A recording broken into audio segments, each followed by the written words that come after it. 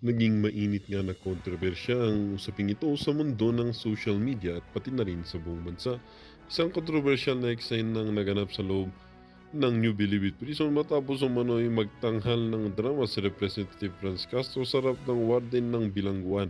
Ayon sa mga ulat, si Castro ay nakipag-usap sa warden upang subukang iapela ang sitwasyon ng ilang detenido, ngunit ang kanyang kilos ay nawi sa umano'y panunsya sa sistema ng ustisya. Ang insidente ay nagresulta sa desisyon ng warden na dagdagan ang sentensya ng ilang preso na di umano'y kasama sa apela ni Castro. Ayon sa warden, ang kilos ng kongresista ay nagbigay ng impresyon sinusubukan niyang manipulahin ang sistema na nag-udyok ng mas mabigat na parusa. Sa kanyang pahayag, iginiit ni Castro na ang kanyang intensyon ay upang ipaglaban ang karapatan ng mga detenido at hindi upang hadlangan ang hustisya. Bariin niyang itinanggi ang mga aligasyon ng drama at sinabi ang desisyon ng warden na isang anyo ng pananakot laban sa mga nais magtanggol ng karapatang pantao. Samantala, pati ang opinyon ng publiko, ang ilan ay pumuri kay Castro sa kanyang pagsisikap habang iba naman ay kinukwestiyon ang kanyang mga motibo at pamamaraan. Ang insidenteng ito ay muling nagpapaalala sa masalimuot na estado ng sistema ng hustisya sa bansa na tila puno ng tensyon at alitan. Habang patuloy na lumalabas ang mga detalye, nanatiling palaisipan kung paano harapin ni Castro at ng kanyang kampo ang mga bagong paratang laban sa kanya. Gayon din ang implikasyon ng insidenteng ito sa kanyang posisyon bilang isang mambabatas. Para nga sa kabuang detalye, panoorin na lamang natin ang buong video at kung hindi ka pa naman nakapag-subscribe ay mag-subscribe ka na para lagi kang maging updated sa ating mga bagong videos na ina-upload araw-araw. Huwag din pong kakalimutang mag-iwan ng like at i-share ang ating mga videos. Muli po mga kaibigan, maraming salamat.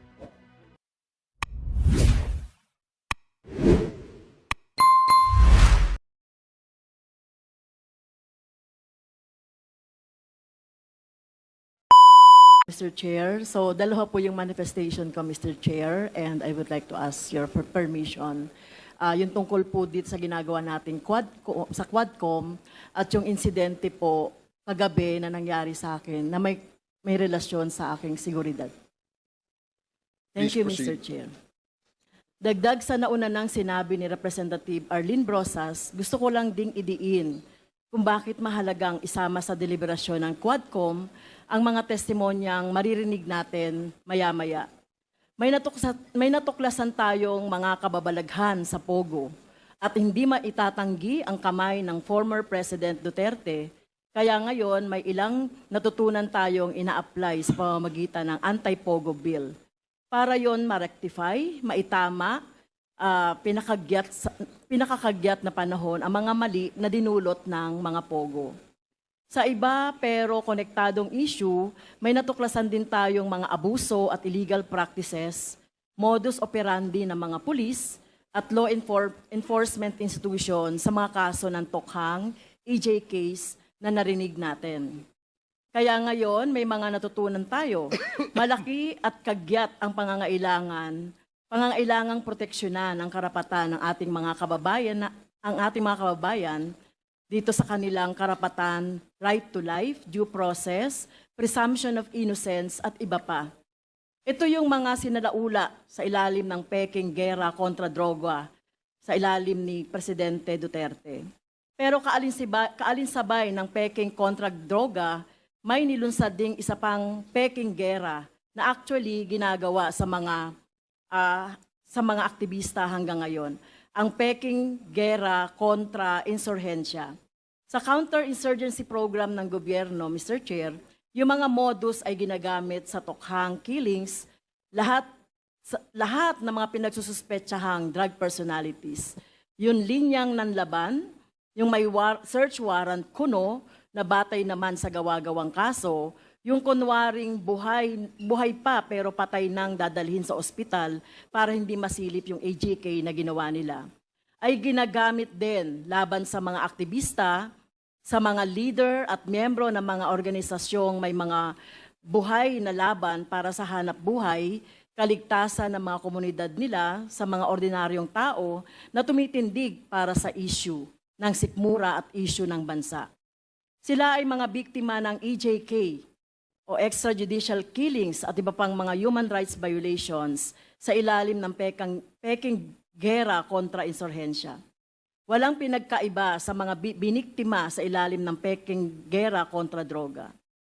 Kung ang pretext ng maraming tokhang killings ay ang walang batayan at di mapatunayang claim na drug personalities, yung mga pinatay, ang pretext sa EJK sa mga aktivista and critics ay walang batayan at di mapatunayang bintang na mga NPA daw sila, mga recruiter sila, mga communist fronts, yung kanilang mga organisasyon.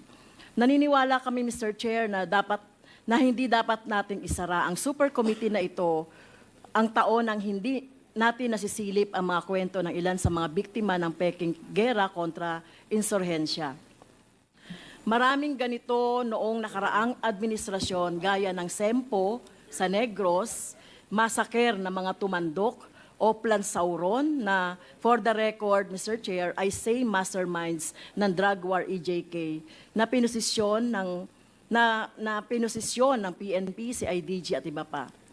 Pero nagsimula po tayo sa kaso ng EJ case ng 3 minasaker na sa isang Bloody Sunday noong 2021 sa Calabar Zone. Andito po, Mr. Chair, inilibatahan ng committee ang mga kaanak nila. It is our plea, Mr. Chairs, that in the corrective legislation the House is fashioning right now, such as the Anti-EJK Bill and Human Rights Violation, Victims Reparation and Recognition Act, that this representation is soon to file.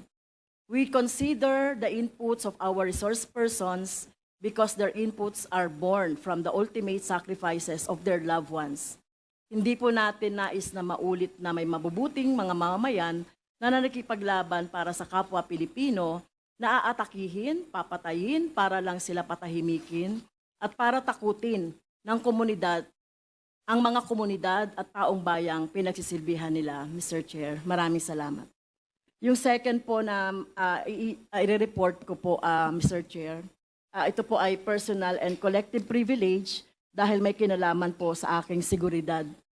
So, kagabi po, Mr. Chair, mga bandang 11 o'clock o 11 p.m., nasaksi po tayo doon sa isang insidente na pagpaputok ng baril ng pulis. So, binabagtas po namin, ewan ko pa lang po kung main road ito ng BGC, meron pong pulis sa harap namin, police car, at merong dumaan na naka-motorbike sa harap namin hanggang sa lumabas po yung police, Mr. Chair, doon sa mobile car po. Lumabas po yung 2 police at hinabol po yung naka-motorbike at yung pong naka-motorbike ay dumaan sa harap namin hanggang doon pumunta sa likod. At nagulat po ako, Mr. Chair, pinaputukan ng isang police yung naka-motorbike. So hindi namin alam kung anong insidente ito, ano ba itong mga naka-motorbike na ito. Talagang natakot po ako, Mr. Chair, at tinihila na lang po ako ng aking mga kasamahan at pinadapa, at pinayuko, pinadapa. Natakot po ako, Mr. Chair, dahil bakit po nagkakaroon ng ganitong insidente na sa gitna ng traffic, Mr. Chair, ay nagpapaputok ang pulis. So tingin ko po ay hindi tama ito dahil sa gitna po ito ng mga sibilyan at traffic po ito at marami pong sasakyan. So naalala ko po, Mr. Chair, yung insidente na naganap noong 6 years ago sa Talaingod na kung saan nandun po kami sa isang lugar sa Talaingod ay pinaputukan din ang sasakyan ko ng dalawang riding in tandem. Kaya po sana po ay magkaroon tayo ng report, lalong-lalo na po dito sa station ng police na sumasakop po sa BGC. Kung ito po ba ay legitimate na operation. Pero hindi po dapat nagpapaputok sa harap ng mga civilian. Alam ba nila na nandoon po ako? Sa gitna po nagpaputok, hinabol sa likod. Kaya po, Mr. Chair, tinitake ko po ito kung hindi po magkakaroon ng police report na kung ano man po itong insidente na ito, tinitake ko po ito as personal threat sa aking seguridad. Dahil alam niyo naman po, Mr. Chair, di ba, minsan na po akong pinagbantaan ng dating presidente Duterte at sa araw-araw na pagsasalita din ng Vice President Sara Duterte ay ako ay sinisingle out Kaya po, Mr. Chair, gusto ko po sana na magkaroon na ano no ng full incident report or police report sa nangyari kahapon doon sa BGC. At maituring po ito na ano no na makonsider itong serious. Dahil siguro tayo po, ako tinitignan ko rito na may kinalaman sa aking trabaho dahil alam niyo naman po ako yung very vocal no doon sa pagsasalita sa mga committee, sa Quadcom, sa good government. Kaya po sana po ay mapatawag natin ang station commander, i-report itong insidente na ito at yung dalawang pulis, yung isa doon ay nagpaputok. So hindi dapat nangyayari yan, lalong-lalo na no, sa gitna ng mga civilian, Mr. Chair. Okay, we take note of the the manifestation of Congresswoman Franz Castro. Oh. So, Johnson, ang priority namin talaga, Mr. Chair, is Johnson Chua, who is the financier, Alan C., who is the operations officer, and Alex Kim, yung nag-rent ng Dumoy apartment kay Jed Pilapil C., Mr. Chair. So parang considered din na drug lord itong si Alan C. Yes, Mr. Chair, siyang operations officer, Mr. Chair. Correct me if I'm wrong, kasi my image of a drug lord is someone who is driving a fancy car, surrounded by armed bodyguards. Ito sa drug lord na to, hindi ganon. Hindi ganun, Mr. Chair. Okay, sige. Salamat po. Now we recognize... Mr. Chair, with the indulgence of Congressman Gutierrez, I just have one question. Okay, make sure just one. Just one, Okay, just one. thank you. But it's a very long one. Ma'am Jed, matanong ko lang, sinabi ninyo meron kayong display doon sa DCLA? Yes, Your Yeah, Honor. so that's not a question, that's a statement, Mr. Chair. Now I'm gonna go to my question. Ilang buwan nyo pong dinidisplay yung mga produkto nyo doon? Actually po, bago lang kasi yung yung politics, kaya hindi ko ma-remember kung ilang buwan, pero hindi siguro siya nag-last ng mga 2 months. Basta madali lang talaga. Mabilis lang. 2004, opo. Kasi kakaumpisa lang po ng politics, tapos nangyari po ito. So wala, ano lang yun, siguro mga October, November, mga ganun po. At doon sa another question, Mr. Chair. Ilang beses mo nakitang kasama at nag-uusap yung mister mo at saka si Michael Yang? Pag pupunta po kasi kami, magkasabay po kami. Pag pupunta doon, sila lang po nag-uusap kasi hindi po talaga ako makaintindi lahat-lahat. Ano lang, konti lang po na Chinese ang naiintindihan ko. When Kaya, you say doon sa DCLA o doon sa bahay, saan ba sila hindi, sa nag-uusap? DCLA po. Pupunta kasi kami doon, di ba, pag halimbawa mag-check kami yung inventory ng yung mga mattress. So, hindi ko naman talaga maano kasi kung mag-usap man sila, hindi ganun siguro katagal kasi pag uuwi kami siya, nagda-drive ng sasakyan, so sabay kami. Thank you very much, Mr. Chair. I just wanted to put down that in my notes. Thank you, DSJJ. Congressman Roger Gutierrez, you have 10 minutes. Thank you, Mr. Chair. Mr. Chair, most of our questions have been asked already. I'll just try to make this quick po, no? But before anything, may we know, Mr. Chair, through the ComSec, if SPO4 Carillo has made an appearance today. ComSec? Si SPO4 Carillo ba nandrito? But, Mr. Chair, we made the invitation. For Yes, last we time. did invite him, and he did not even send a letter of excuse. So wala, yes. So, Mr. Chair, maybe later we can take it up on admin matters po siguro. If I recall correctly, SPO4 Carillo was supposed to bridge the gap between the Dumoy raid, in between PIDEA and BI. Unfortunately, now that we have the testimony of Ms. Pilapil C., we could have patched it all together, but given na wala po siya, I think we might still have to have that invitation. So at the proper time po, siguro, Mr. Chair. At the proper time, Yes. Your Honor. Okay, Mr. Chair, proceeding po, no, I'd like to direct my first questions to former Director General Villanueva. Sir, good evening po. I hope you'll indulge this representation po, no. I know you've already given your testimony on this for the past how many hearings already, but you have to understand we're trying to stitch together your testimony, Asierto, Las Cañas, and now, of course, si Ms. Pilapil C. Just to quick background po, no. You mentioned this earlier that tama po ba, is it fair to say that these 4 raid, well, the Arlene apartment was not a raid, no, but the raid on the Dumoy laboratory, Arlene apartment, Polytech's compound, and then the Agdao warehouse, were these all related? Yes, Mr. Chair. But the Arlene apartment was not a raid, Mr. Chair. We just visited the Arlene apartment. So these 4 localities in which you have conducted, the 3 were raids and 1 was just a visitation for invitation to interrogate po, no? These were all linked by what po? Ano po yung naging base pa? This is all centered around Mr. Alex C. It was all centered on the surveillance and casing operation for 3 months, Mr. Chair. And of course, centered on Alan C., Mr. Chair. So it's centered on Mr. Alex C. and they're all related in the sense po na based on your findings, the Dumoy property is the laboratory, the Arlene apartment housed the chemists, and may we know the relation po of the, what were the other one? Agdao, Mr. Chair. Agdao warehouse and the Bunawan, Mr. Bunawan. Chair. So Yes. ano po yung relation ng Bunawan and Agdao? Yung Dumoy, Mr. Chair, yun yung clandestine laboratory. Yung Arlene apartment, Mr. Chair, is doon nakatira sila Alan C. At doon dumiretso yung 2 chemist galing sa Maynila papuntang Davao. So naging place of interest namin yung Arlene apartment. Yung Agdao, Mr. Chair, is doon naglalagi si Mr. Kim, one of those who died during the raid, doon naglalagi si Alex Kim.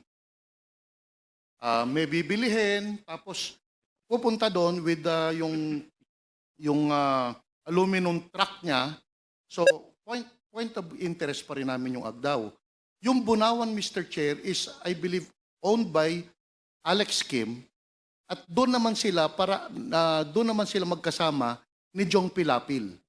And that Bunawan, the Polytex Corporation, ito po yung foam factory nila Alan C. at Jed Pilapil. Na andun, Mr. Chair, doon namin nakuha yung napakalaking air scrubber. Air scrubber is walang use on industrial. Ang air scrubber is only used para sa Shabu Laboratory.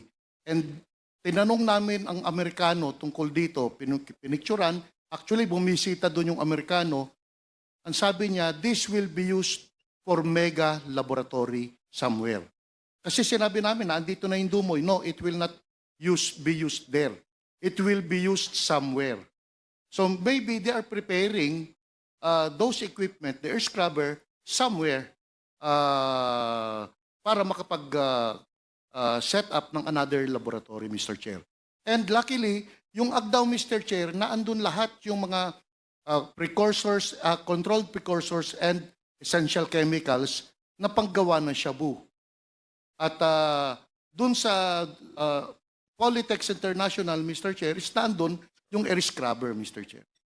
Thank you. And Dumoy was an actual operating lab. Actual laboratory, Mr. Thank Chair. you. Mr. Chair, just to try to point earlier po, no, you mentioned that you only have, you had an organic membership in your, this was not PIDEA yet po, no, at the time? This was the predecessor? Wala pang actual PIDEA dyan, Mr. Chair, kasi pulis, kagagawa lang ng PIDEA, 2002 eh. 2004, pulis pa po yung galing NARCOM, yun yung naging PIDEA. Tapos ang ginamit ko po doon ay members din ng Police Anti-Crime and Emergency Response and some of the personnel from Regional Mobile Group 11, Mr. Chair. So this was already a composite Composite, group. including yung AIDSOT ni Colonel Asierto, Mr. Chair. But Mr. Chair, at the time, those under your command, what was your position and title po at this time? What was your office? I'm the Regional Director of PIDEA Regional So may Office PIDEA 11. na po at this Yes, time. Mr. Chair. Newly created 2002. It's just Yes, that wala Mr. pang Chair. tao. So how many organic members of PIDEA did you have at your Wala command? pang, kami, sir, Mr. Chair, wala pa kaming 15. Okay, so Kaya not nga, even kumuha 15. ako na ibang tao sa PACER, kumuha ako na ibang tao sa Regional Mobile Group. And Mr. this Chair. included si Mr. Madre Ramos po ba? Monte de Ramos, Mr. Monte Chair. de Ramos Yes, is Mr. Chair. organic member ng PIDEA. Hindi, Mr. Chair, kasi galing siya ng NDEP before. Hiniram ko lang muna siya para maging PIDEA. Actually, wala talagang organic talaga na PIDEA kasi panay police kami, Mr. Chair. Eh. So, Mr. Chair, at the time when you composed this group, you had actual supervision of this operation. Yes, Mr. Chair. So I think this is just going back to the point of Chairman Abante when asking if you had, if we were talking about command responsibility. It's not something na may organization that you were detached. You had not really handpicked, but you requested to come up with this group and you had direct supervision. I This have is not supervision. to imply anything. Of course, you enjoy the presumption of regularity. But I just wanted to point out po, no, siguro at what Chairman Abante was saying, that in relation to command responsibility and whether there'd be liabilities, I think there was a very close-knit and direct part for your team as a whole. I don't think it was that detached po, no. But we'll go back to that po, at a later time, Mr. Villanueva. So you have an organic group of 15 plus coming from the other law enforcement agency personnel that you could muster. And you conducted this operation centered around Mr. Alex C. Tama po? Alex? Yung husband, Alan, sorry. Mr. Alan C., Alex Kim, and then the Pilapil siblings. And that's how you conducted the 4. So at this operation, I wouldn't want to say casualties po, Mr. Villanueva, no? But during the operation, the Dumoy Lab, there were 6 fatalities. Tama po ba? Yes, Mr. Chair. Were there any live suspects? that were Wala po, apprehended? Mr. Chair. Wala. So just Wala the po. 6. Then from the Arlene apartment, you had 13 based on the blotter na you invited for interrogation. Hindi nga ako pa familiar, Mr. Chair. But because based on the blotter, maybe there's 13 of them. But hindi ako familiar kung ilan ang actual nun, Mr. Chair. So that's just based on the blotter po. So sa Yes, Arlene Mr. apartment. For the Agdao and the Bunawan raids, wala po Walang na. tao, Mr. So this is mostly just the air scrubber sa Bunawan and then the precursor chemicals. in Agdao. Yes, Mr. Chair. So if we're talking about personality suspects, you have 6 killed in action in Agdao, in Dumoy, and then the 11 that were investigated. Out of the 13, sorry. So out of the 13 that you invited for interrogation, and you don't recall po no, how many. Eventually, according to the plotter, you turned it over to the Bureau of Immigration. And doon po tayo nagkalituan po, no? Yes, Mr. Last hearing, you said you don't remember how many you turned over. The Bureau in Bureau of Immigration naman wouldn't know also how many they received. That's why po we were trying to invite si SPO4 Carillo. And why is that po again, Mr. Villanueva? Mr. Carillo was under your command po ba? And siya yung in charge? ng He was custody my nila? operations officer during that time, Mr. Chair.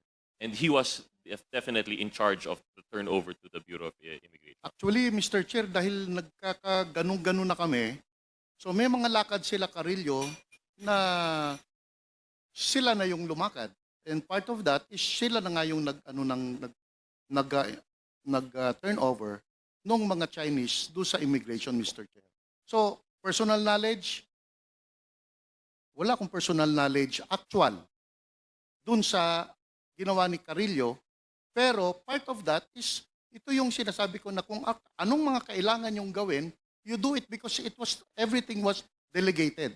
Meron akong team para mag-file ng kaso, meron akong team para to conduct further investigation, meron akong team to collate other pieces of evidence for future anti-drug operation.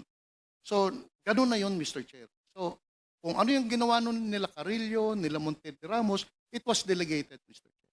Of course, Mr. Villanueva, Mr. Chair, that's precisely why we would like to invite SPO4 Carillo. And that's why we reiterated that. Kasi siya nga po talaga may personal. We don't doubt that you have or do not have personal knowledge on this matter. We understand the delegation of powers that you had to conduct. But we just wanted to know po that, in fact, we are looking for the right person. Si SPO4 Carillo talaga yung in charge regarding the invitation for interrogation. So with that, Mr. Chair, we'd like to know what you do know for personal knowledge regarding that January 1 invitation. So, tama po ba, you confirmed as questioned by Chairman Abante that you invited si Ms. Jed Pilapil C noong January 1. Tama po ba? Marami ring dinala sa office eh. Marami Marami ring dinala sa immigration kasi kasama doon Davao City Police Office, Mr. Chair eh. So composite pa rin yun eh, composite. So kanya-kanyang investigation, hindi kasi kaya ng PDEA to conduct its own investigation sa ganong karaming tao. So we delegated some people na imbestigahan ng EDSOT, imbestigahan ng Davao City Police Office, at imbestigahan ng PDEA. So during that time, si Jed Pilapil, dun sa PIDEA because she's the main person of interest namin, Mr. Chair. Wait, so, Mr. Villanueva, through the chairman, most respectfully, you had information that chemists from the USDA came from Manila po, no? Arrived, and you have not identified yet sino yung chemist. You were able to get 13 people from Arlene Apartments. Tapos dinivide po ninyo kung sino ang mag-interrogate. Yes, Mr. Chair. Parang ganun na nangyari, Mr. Chair. Wouldn't that be odd? Because if you're trying to investigate as to one piece, what shouldn't it be that today as the lead agency, you said that this was your operation. You should have the bird's eye view po kung ano ang alam, what is the involvement of certain personalities.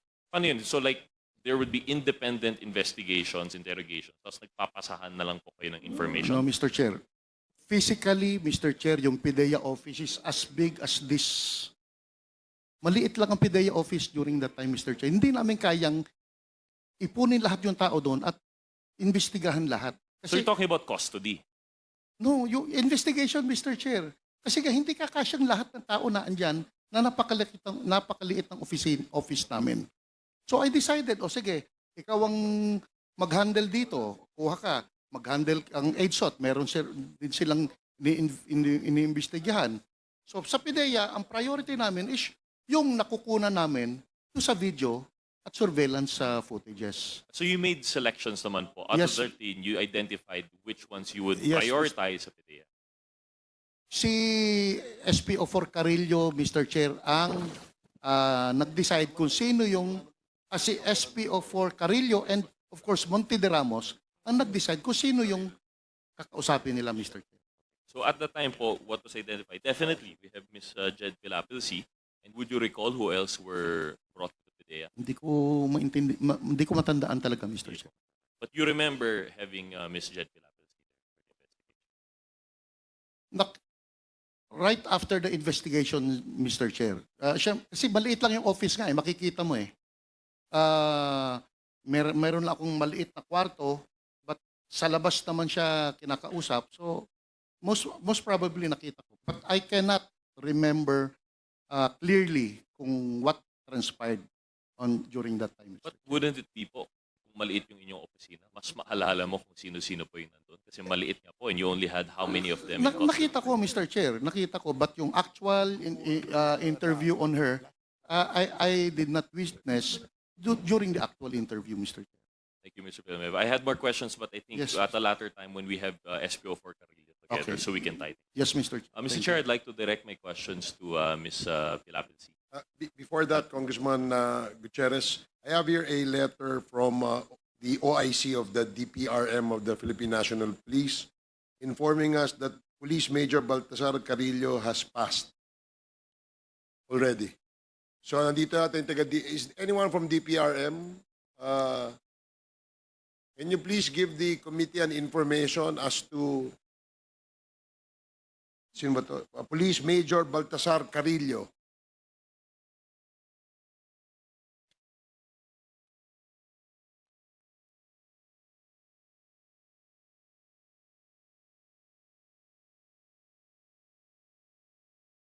Can you please identify yourself? Good evening, sir. I'm Police Major Randolph Amorcabilis Macoy from PRBS, the Chief Inventory Section of the Pensions and Gratuity Division. Sige, what can you tell this committee about Major Carillo? Because he was invited for today's committee hearing, but he did not attend. According, sir, to the issued General Order Number NHQG or CPO 2020-820, Police Major Baltasar Kimson Carillo from Pro 11 is effectively posthumously retired effective December 19, 2019 po, sir. Okay, sige. He died in the inactive service po, sir. Okay, sige. Thank you. So, the information is well taken. So, you may proceed, Congressman Gutierrez. Thank you, Mr. Chair.